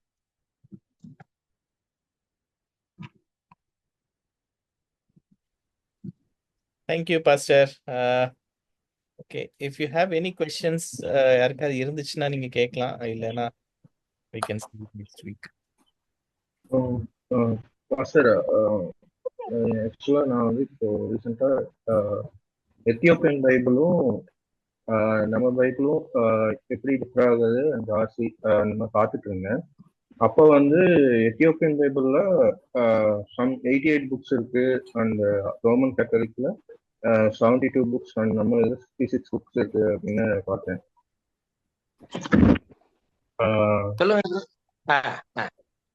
எத்தியோப்பியன் பைபிள்ல 88 புக் இருக்கு. ரோமன் கேத்தலிக்ல 72, நம்மளோடல 66. நான் ஏனோக்கோடது ஸ்டார்டிங் சும்மா படிச்சு பார்த்தேன், ஒரு 4 to 5 சாப்டர்ஸ் அந்த மாதிரி படிச்சு பார்த்ததுல எப்படி வந்து ஏன் நோவா காலத்துல வந்து அந்த வெள்ளம் வந்துச்சு அப்படிங்கிற மாதிரி போட்டிருந்தாங்க. அண்ட் அதோட ஹிஸ்டரி எடுத்து பார்க்கல எத்தியோப்பியன்ஸ்க்கு வந்து 400 இயேசுப்பா வந்துட்டு போனதுக்கப்புறம் 400 வருஷம் கழிச்சுதான் அவங்களுக்கு அந்த புக்கு கிடைச்சது அப்படின்னு போட்டுருந்துச்சு. இதுல எனக்கு என்ன டவுட்னா, ஜூவிஷ் பீப்புள் வந்து எப்பயுமே அவங்க ப்ரைடுக்காக ரொம்ப இது பண்ணுவாங்க அப்படிங்கிற மாதிரி எனக்கு தோணுச்சு. இது என்னோட அசம்ப்ஷன். எப்படி பிரதர், அதை கொஞ்சம் ரிப்பீட் பண்ணு. ஜூவிஷ் பீப்புள் வந்து அவங்க ப்ரைடை வந்து எப்பயுமே விட்டு கொடுக்க மாட்டாங்க அப்படிங்கிறது என்னோட அசம்ப்ஷன். ஸோ அதனால என்ன பண்ணிருக்கலாம் அப்படின்னு நான் நினைச்சேன்னா, அந்த காலத்துல இருந்த ஜூவிஷ் பீப்புள் வந்து ஆக்சுவலா இதுல வந்து எத்தியோப்பியன் பைபிள்ல வந்து தோரா அந்த நம்ம பைபிள் இருக்க புக்ஸ் பிளஸ் வந்து அப்போ கிரிப்பா எனுக் அண்ட் ஜூப்ளீஸ் அதெல்லாம் இருக்கு அப்படின்னு சொல்லிருந்துச்சு. ஸோ அதெல்லாம் வந்து எத்தியோப்பியர்களை வந்து எப்படி ஏசப்பா ஐ மீன் காடை வந்து சேவிச்சாங்க அப்படிங்கிறத அந்த கல்ச்சரை பத்தி போட்டிருக்கு அப்படிங்கிற மாதிரி போட்டிருந்துச்சு. ஸோ மேபி அந்த காலத்துல இருந்த ஆசாரியர்கள் ஏசப்பாவை எப்படி ஏத்துக்கலையோ அதே மாதிரி அந்த கல்ச்சரை அவங்க வந்து வேணான்னு சொல்லி நிராகரிச்சிருப்பாங்களா அப்படின்னு கேட்கும். ஸோ அதனால அந்த புக்ஸை வந்து நம்ம ஏன் வந்து முதல்ல வந்து அந்த புக்கெல்லாம் நம்ம ஏத்துக்கல அப்படின்னு சொன்னா, நம்ம அந்த புக்கை வந்து ஏன் கன்சிடரேஷன்ல கொண்டு வரலன்னு சொன்னா, அது வந்து நமக்கு கெனானிக்கல் ஆர்டர்னு ஒரு ஆர்டர் இருக்கு. கெனானிக்கல் ஆர்டர்னு ஒரு ஆர்டர் இருக்கு. அந்த ஆர்டர்ல சில ரூல்ஸ் இருக்கு. என்னென்ன அது ஸ்டாண்டர்ட்ஸ் இருந்தால் ஒரு புக்கை வந்து நீங்க வந்து பைபிளா கன்சிடர் பண்ணலாம் அப்படின்றதுக்கு ஒரு ஸ்டாண்டர்ட் இருக்கு. அந்த ஸ்டாண்டர்ட் கோடுக்குள்ள அவங்க இந்த மாதிரி லிட்ரேச்சர்ஸ் வரவே இல்லை. ஸோ நம்ம அதை ஏத்துக்கிறதும் கிடையாது. அதுல சொல்லப்பட்டிருக்கிற விஷயங்களை ஒரு அதிகாரப்பூர்வமான விஷயங்களாவும் நம்ம எடுத்துக்கிறது. அதுல வந்து நிறைய விஷயங்கள் உண்மையா இல்லையான்றதுக்கெல்லாம் நமக்கு வந்து எந்த ஆதாரமும் கிடையாது. ஸோ அதனால நம்ம அந்த பக்கமே போறது இல்லை. ஆனா இன்னைக்கும் கேத்தலிக்ஸ் வந்து தே ஹானர் தட். அவங்க வந்து அந்த அப்போக்ரிஃபா இன்னும் வச்சிருக்கிறாங்க, படிக்கிறாங்க. பட் நம்ம வந்து அதை ஏத்துக்கிறது இல்லை. அதனால அதுல சொல்லப்பட்டிருக்கிற விஷயங்களை வந்து நீங்க உண்மையானதா இல்லையான்றத ப்ரூவ் பண்றதுக்கு கொஞ்சம் யோசிச்சு.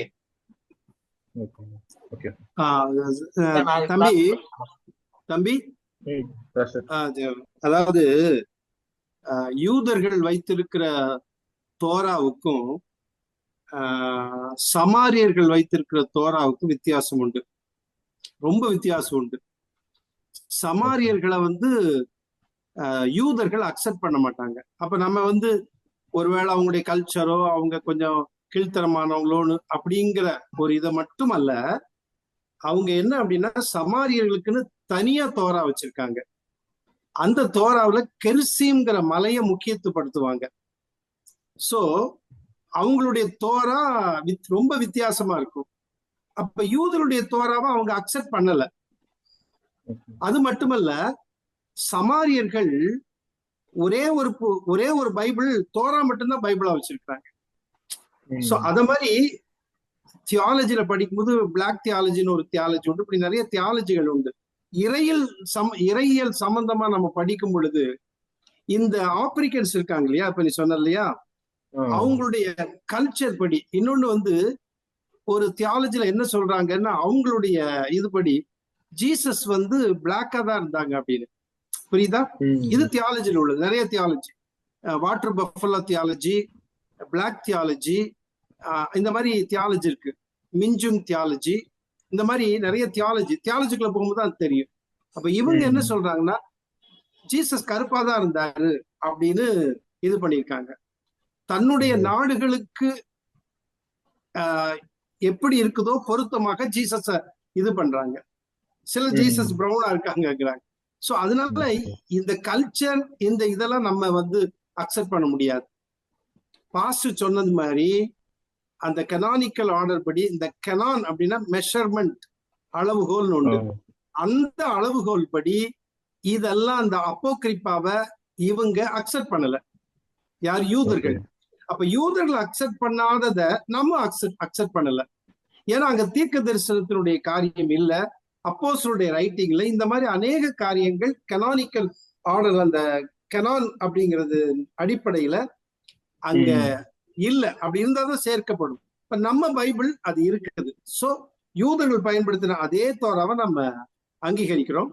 சரியான உண்மையான பைபிள் இதுதான் அப்படிங்கிறதுல சந்தேகம் இல்லை. சோ அதுவெல்லாம் நிறைய நிறைய எழுதியிருக்காங்க. இந்த ஏனோக்கு இதெல்லாம் எழுதியிருக்காங்க. உண்மைதான், நிறைய எழுதியிருக்காங்க. அப்போகிரிப்பாவுல இல்லாதது இருக்குது. பர்னபாஸ் நிருபம் இருக்குது, இந்த மாதிரி இருக்கு. சோ இதெல்லாம் அக்செப்ட் பண்ண முடியாது. நீ சொன்னது இருக்கு, பட் அதை நம்ம அக்செப்ட் பண்றோம். காரணம் கெனான் அப்படிங்கிற அந்த அளவுகோல் படி அதை அவங்க ஏத்துக்கல. அதுதான் மெயின். ஓகேவா? ஓகே. அதாவது நான் என்ன சொல்ல வரேன்னா, பழைய ஏற்பாடு யூதர்கள் எதை வச்சிருக்கிறாங்களோ அதை மட்டும் தான் நம்ம ஏற்றுக்கணும். புதிய ஏற்பாட்டுல ஒரு 6-7 ஸ்டாண்டர்ட்ஸ் இருக்கு. ஒருவேளை அது உங்களுக்கு பின்னால அதை நாங்க சொல்லி தருவோம். இப்ப ஐயா சொன்னாங்க இல்லைங்களா, அந்த கெனான் அப்படின்னா என்ன, அந்த மெஷர்மெண்ட் எப்படி வந்துச்சு, அதுல என்னென்ன உள்ள ஸ்டாண்டர்ட்ஸ் இருக்கு, அது புதிய ஏற்பாட்டுக்கு பொருந்தும். பழைய ஏற்பாடு டைரக்ட்லி நம்ம we take from that Jews தான். ஆனா இப்ப ஐயா சொன்ன மாதிரி வெளியில இவங்கள நிறைய விஷயங்களை உருவாக்கி வச்சிருப்பாங்க. சும்மா நீங்க ஒரு அறிவுக்காக அதை படிச்சுக்கலாமே தவிர அதை நீங்க ஒரு கன்சிடரேஷனுக்கு எடுத்துக்க வேண்டியது, நீங்க அதை ஒரு கன்சிடர் பண்ண வேண்டியதே இல்லை. சரி இப்படி எல்லாம் இருக்காங்க அப்படின்றதோட விட்டுட்டு பாஸ் ஆகு.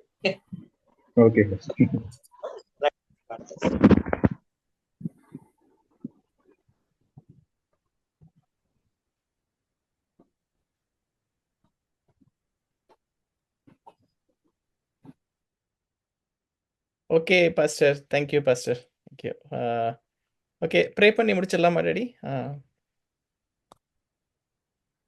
சரி, நீ ப்ரே பண்ணிடுறேன். நான் அந்த பிகினிங்ல நான் ப்ரே பண்ணேன். ஓகே. ஆண்டவரே, இந்த நல்ல நாளுக்காக நாங்கள் நன்றி செலுத்துகிறோம். இந்த நாளிலும் லேவியராக புஸ்தகத்தின் ஆண்டவரே சுருக்கத்தை நாங்கள் பார்த்தோம். இன்னும் ஆழமாய் நாங்கள் இதில் ஆண்டவரே அறிந்து கொள்வதற்கு இந்த இந்த இந்த பேசிக் டீட்டெயில்ஸ் எங்களுக்கு ஒரு ஃபவுண்டேஷனல் ஆண்டவரே ஒரு இன்ஃபர்மேஷனாக இருக்கும். தொடர்ந்து ஆண்டவரே நீர்தான் எங்களுக்கு பலி என்பதும் பரிசுத்தத்தை நீ எப்படி எதிர்பார்க்கிறீர் என்பதையும் நாங்கள் இந்த லேவியராகம புஸ்தகத்திலேருந்து புரிந்து கொண்டோம். இதை எங்களுடைய வாழ்க்கையில், இந்த நியூ டெஸ்டமெண்ட் பீரியடில் எங்களுடைய வாழ்க்கையில் நாங்கள் இதை ப்ராக்டிக்கலாக நாங்கள் ஆண்டவரே அப்ளை பண்ணுறதுக்கு எங்களுக்கு நீங்கள் உதவி செய்யுங்க. தொடர்ந்து உடைய வேதத்தின் ஆழங்களை இன்னும் அதிகமாக அறிந்து கொள்ள எங்களுக்கு நீங்கள் உதவி செய்யுங்க. இன்றைக்கி எங்களுக்கு எடுத்த பாஸ்டருக்காக நான் ஜெபிக்கிறோம். நீர் கொடுத்த ஆண்டவரே டீச்சர்ஸ்க்காக நாங்கள் நன்றி செலுத்துகிறோம். தொடர்ந்து உடைய வேதத்தை நாங்கள் கற்றுக்கொண்டு நாங்கள் இன்னும் ஆழமாய் ஆண்டவரே உம்முடைய வேதத்தை அறிந்து எங்கள் வாழ்க்கையில் நாங்கள் பயன்படுத்த எங்களுக்கு உதவி செய்யுங்க. இயேசுவின் நாமத்தில் பிதாவே, ஆமென். பாஸ்டர் டீச் பண்ணதை முதல்ல நீங்க புரிந்து கொள்ளணும். ஆக்சுவலா பாஸ்டர் ஓடி சர்வே, அதாவது